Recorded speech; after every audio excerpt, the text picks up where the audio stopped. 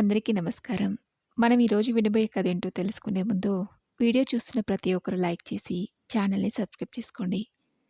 సీతారామయ్య గారు మరియు జానకమ్మలది అన్యోన్య దాంపత్యం.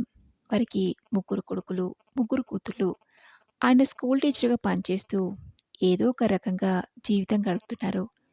వాళ్ళ నాన్నగారు ఇచ్చిన కొంచెం పొలం ఉంటే, అది ఇల్లు కూడా పిల్లల చదువులకి, వాళ్ళ పిల్లలకి అమ్మేశారు. ఇలాగో ఒకలాగా కాలం గడుపుతూ అందరి బాధ్యతలు తీరిన తర్వాత సీతారామయ్య గారు కన్నుమూశారు. ఇక జానకమ్మ గారు ఒక్కొక్కరి దగ్గర 2 నెలలుండి కాలం వెళ్ళబుచ్చుతున్నారు. ఇన్ని బాధలు పడినా సీతారామయ్య గారు ఎప్పుడు కూడా జానకమ్మ గారి దగ్గరున్న బంగారం మాత్రం అమ్మలేదు. మరియు అడగలేదు కూడా. జానకమ్మ గారు ఇస్తామన్నా వద్దనేవారు. ఎందుకంటే అది జానకమ్మ స్వయాన కష్టపడి చిన్న పిల్లకి చదువు చెప్పి సంపాదించింది. వాళ్ళ పెళ్లి రోజు పూర్తిగా బంగారం పెట్టుకోమనేవారు. ఒకరోజు నాన్న చనిపోయిన తర్వాత పెద్దబ్బాయి వచ్చి, అమ్మా, నా కొడుకు చదువుకి డబ్బులు కట్టాలి, కొంచెం బంగారం ఇస్తావా అడిగాడు. ఒరేయ్, ఈ బంగారం మీ ఆరుగురికి చెందుతుంది. నేను చనిపోయిన తర్వాత మీ ఆరుగురు పంచుకోండని చెప్పింది. ఇక చేసేది లేక మరి వాడు ఏమీ అనలేదు. కోడలు మాత్రం కోపంగా చూసింది. అది ఆడవాళ్ళ నైజం అనుకుని జానకమ్మ పెద్దగా పట్టించుకోలేదు. తర్వాత పెద్దమ్మాయి దగ్గరికి వెళ్ళినప్పుడు అది, అమ్మా, నా కూతురికి పెళ్లి కుదిరింది. అత్తవారింటికి అత్తవారు బంగారం పెట్టమంటున్నారు. నీ దగ్గరున్న బంగారం కొంతిస్తే దాని పెళ్ళైపోతుందంది. ఆమె కూడా ఈ బంగారం మీ ఆరుగురు చెందుతుంది. నేను చనిపోయిన తర్వాత మీ ఆరుగురు పంచుకున్నని చెప్పింది. కావాలంటే నేను అందరినీ ఒప్పిస్తానంది. కానీ జానకమ్మ గారు మృదుగా చెప్పి తప్పించుకుంది. తర్వాత రెండో కొడుకు దగ్గరికి వెళ్ళినప్పుడు వాడు కూడా, అమ్మా, నా కొడుకుని అమెరికా పంపించాలి. దానికి అమెరికా ఎంబసీ వాళ్ళు ఏదైనా ఆస్తి చూపించమంటున్నారు. నీ బంగారం నా పేరున రాస్తే మంచిది అన్నాడు. ఒరేయ్, నీ పేరున రాస్తే మిగతా వాళ్ళు ఒప్పుకోరు. ఈ బంగారం మీ అందరికీ చెందుతుంది. నేను చనిపోయిన తర్వాత మీ ఆరుగురు పంచుకోండి అని చెప్పింది. రెండో కోడలు కేవ్వమ్మ నడిచింది. కానామె పట్టించుకోలేదు. వాళ్ళ ప్రవర్తనలో కొంచెం మార్పు వచ్చింది. కానీ అందరూ ఏమనుకుంటారు అని ఇంత గంజి పోస్తున్నారు. భగవంతుడా, నన్నెందుకు ఆయన దగ్గరికి పంపించమనుకునే జానకమ్మ గారు. 2 మాసాల తర్వాత రెండో కూతురు దగ్గరికి వెళ్ళినప్పుడు ఆమె కూడా, అమ్మా, నా పెద్ద కూతురు రజస్వలైంది. దానికేమైనా బంగారం చేయించాలనుకుంటున్నాం. కానీ మీ అల్లుడు గారు పరిస్థితి ఏమీ బాగాలేదు. నీ దగ్గరున్న బంగారం ఇస్తే దానికేదైనా చేయిద్దామని అనుకుంటున్నాం. నీకు తెలుసుగా, అన్నయ్యలు కూడా ఏమీ పెట్టరు. ఆమె కూడా ఈ బంగారం మీ ఆరుగురికి చెందుతుంది. నేను చనిపోయిన తర్వాత మీ ఆరుగురు పంచుకోండి అని చెప్పింది. అల్లుడు చాలా బాధపడుతూ, ముసలిది చాలా తెలివైంది. ఏమీ ఇవ్వదు కానీ మంచిగా తింటుంది అన్నాడు. ఆమె మనసు చివుక్కుమంది. తర్వాత వంతుగా చిన్న కొడుకు దగ్గరికి వెళ్ళినప్పుడు అంతా బావుందన్న తర్వాత ఒకరోజు, అమ్మా, నా కూతురు బారసాల చేయాలనుకుంటున్నాం. మా అత్తగారు వాళ్ళు ఏదో ఒకటి చేయిస్తున్నారు. మన వైపు నుంచి ఏమీ లేదు. ఆ నెల బారసాలలో వస్తారో రారో కూడా తెలీదు. నీ బంగారం కొద్దిస్తే నా కూతురికి ఏదైనా చేయిస్తానన్నాడు. ఈ బంగారం మీ అందరికీ చెందుతుంది. నేను చనిపోయిన తర్వాత మీ ఆరుగురు పంచుకోండి అని చెప్పింది.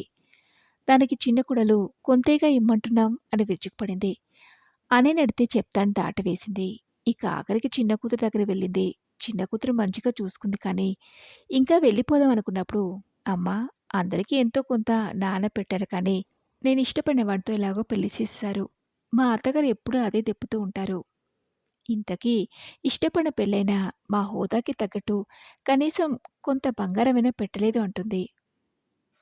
నేను మీ నాన్నగారికి అదే అని నా బంగారం నీకిద్దామంటే ఒప్పుకోలేదు. మరాయన ఉద్దేశ్యం ఏంటో నాకర్థం కాలేదనింది. ఈ అల్లుడు మాత్రం ఏమీ అనలేదు. ఎందుకంటే ఇష్టపడి పెళ్లి చేసుకున్నాడు కదా!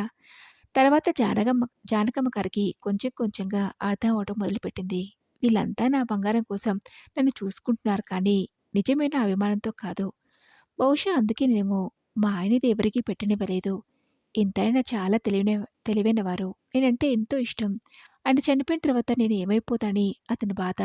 ఎప్పుడూ ఎన్నోసార్లు అదే మాట అంటే, మీకంటే ముందు నేనే పోతాననేదాన్ని. ఇంత అమానం ఉన్న అతనికి నేనేమీ చేయలేదు. ఏదో ఒకటి చేయాలనిపించింది. ఒకరోజు ఆయన కలలో కనిపించి, బావున్నావా జానకి అడిగారు. అప్పటినుంచి ఆయన ఆలోచనలే వస్తున్నాయి. ఏదో ఒకటి చేయాలి. ఆయన ఎప్పుడూ అనేవారు, కొంతమంది పేద విద్యార్థులకి అనాథాశ్రమం పెట్టి విద్యాబుద్ధులు నేర్పించాలని. కానీ ఆయన కోరిక ఎప్పుడు నెరవేరలేదు. పిల్లలతో ఆయన చనిపోయిన తర్వాత అదే మాట అంటే, "అమ్మా!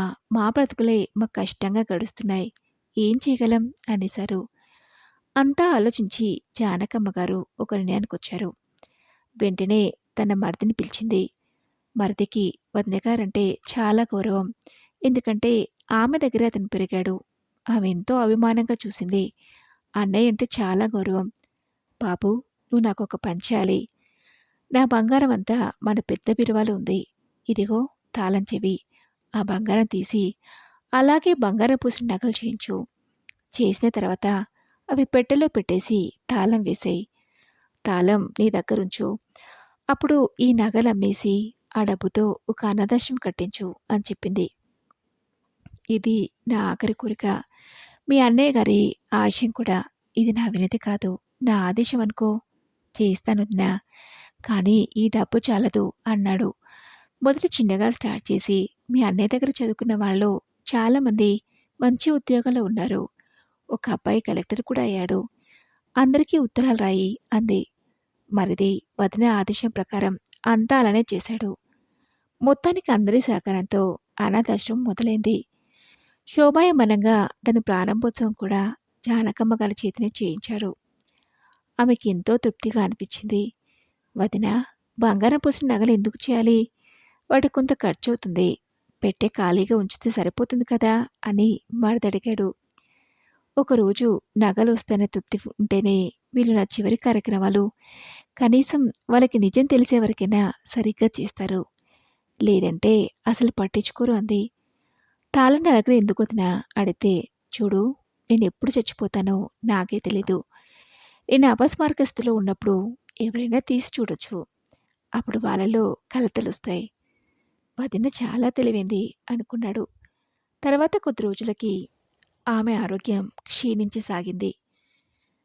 ఒకరోజు పిల్లల్ని మరిదిని అందరినీ పిలిచి, ఒరేయ్, మీరందరూ నన్నెంతో బాగా చూసుకున్నారు. దానికి నేను ఎంతో కృతజ్ఞురాల్ని. నా బంగారం మన బీరువాలో ఉంది. తాళం మీ చిన్నాన్న దగ్గరుంది. అది పెద్దబాబు నువ్వు తీసుకుని అందులో ఎవరికి ఏమి చెందుతుందో రాసిపెట్టాను. అవలా తీసుకోండి అని చెప్పింది. నా ఒంటి మీదున్న కొంచెం మాత్రం మీ చిన్నాన్నగారి కూతురికివ్వండి అంది. మరిది నాకెందుకొదినా అని పైకన్నా కూడా మనసులోనే ఆమె మంచి గుణానికి ఎంతో మెచ్చుకున్నాడు. ఆడపిల్లలందరూ అమ్మని బంగారం ఆడపిల్లలకు చెందాలి కదా! ఆ నెలకెందుకిస్తున్నావు? అది కాదమ్మా, నాకు తెలుసు మీరందరూ నా బంగారం కోసమే నన్ను బాగా చూసుకున్నారు. అది నా కష్టార్జితం.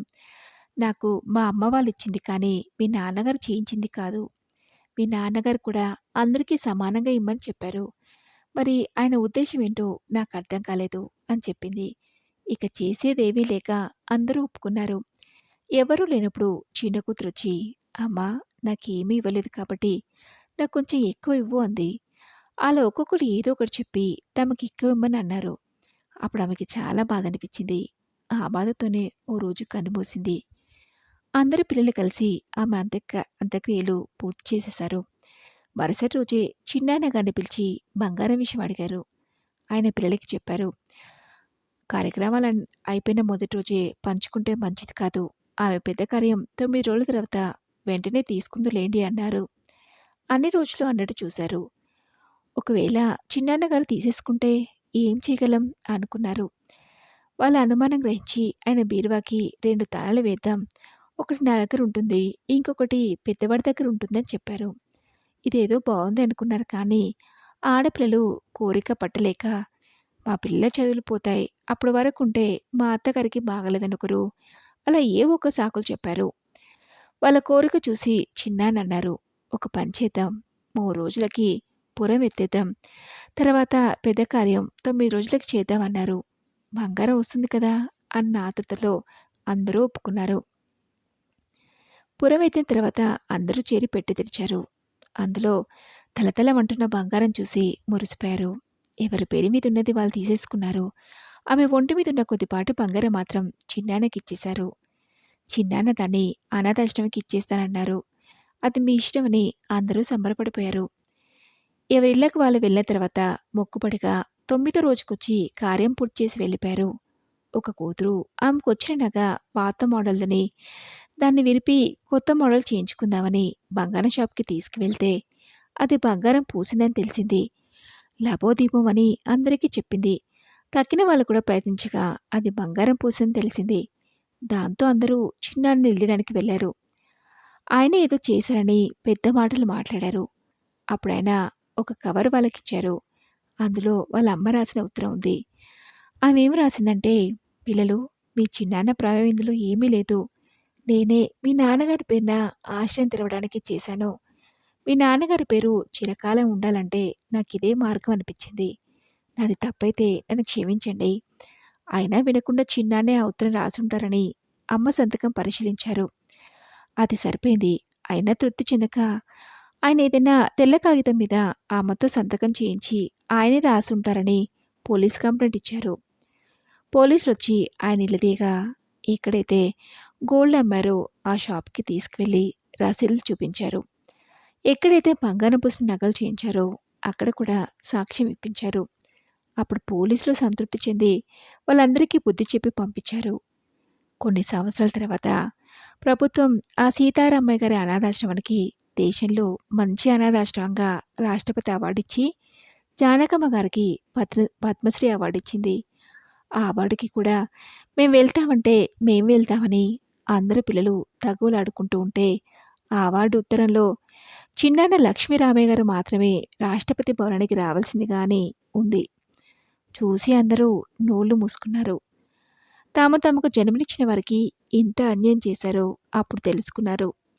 ఇకనైనా పిల్లలు తమకు జన్మనిచ్చిన వారికి చేయవలసిన బాధ్యత తెలుసుకుంటే ఈ సమాజం బాగుపడుతుంది. మరి ఇదండి ఈరోజు కథ. ఈ కథ నచ్చితే తప్పకుండా ఒక లైక్ చేసి, మీ ఫ్రెండ్స్‌కి, ఫ్యామిలీ మెంబర్స్‌కి షేర్ చేసి ఛానెల్‌ని సబ్స్క్రైబ్ చేసుకోండి. మరొక మంచి కథతో మళ్ళీ కలుసుకుందాం.